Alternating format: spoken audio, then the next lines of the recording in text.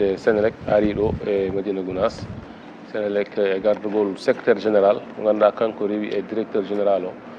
kanko mo yaadi directeur uji Senelec ɗi fof ɓe ngari ɓe dirlima e nder wuuro he kadi ɓe jeehi Dakar hande ko adunoɓe ko ƴewde liggey mbaɗaɗo ɗo haade Dakar darade woni ɓe mbi wonde liggey Senelec courant o ɓeydama e nder wuuro he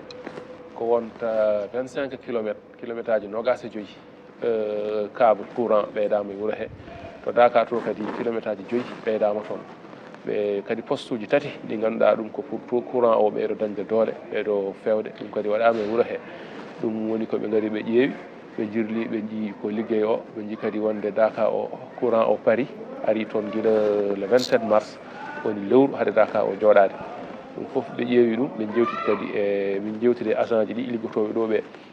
hikka amin gaddi kadi ma fodde temedere neɗɗo ɓe ganduɗa ɓe ko ɗo jogori wonde gona e Dakar he ne ndewido liggey o ko waɗa hen ko foof so Allah jaaɓi te kadi investissement baɗaɗo o ma won hedde million ngaji 400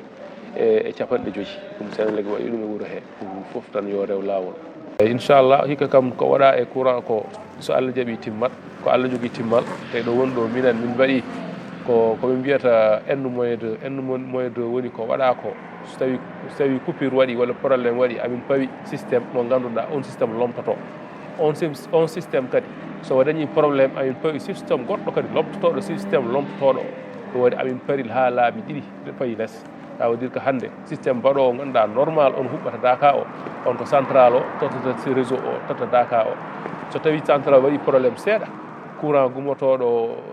interconnecte o on yettine Dakar o ne fewna ha paari taw so oɗo waɗi panne tan oɗo ƴetta onne kadi so tawi woodi ko gakki hen tan groupe aji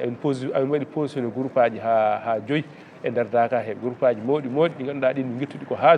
Ziguinchor min gaddiɗi ɗo ɗin kadi ko pour so tawi tan wonno way ɗin kadi ɗiɗi lomto ɗum waɗi so Allah jaaɓi inchallah amin ɗamini amin jorti hikka foof ma rew lawol hutortoɓe courant o Dakar e ko min mbiyataɓe tan ko eɓe mbaaru hen jaam e ganda courant ko hunde rentetede courant koko lorata te kadi eɗen goni e saaha mo ganduɗa ko saaha hendu saaha nguleki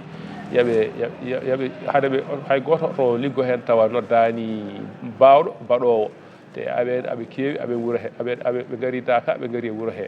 ko ɗum ko dognoɓe auto ji ɓe kadi ɓe balla en ɓe ndento potoji ɗi potoji mbaɗaɗi ɗi so mimi poto tan aɓe mbawi tampinde yimɓe hewɓe ɗum kadi ɓe balla en hen eyyi jarama Allah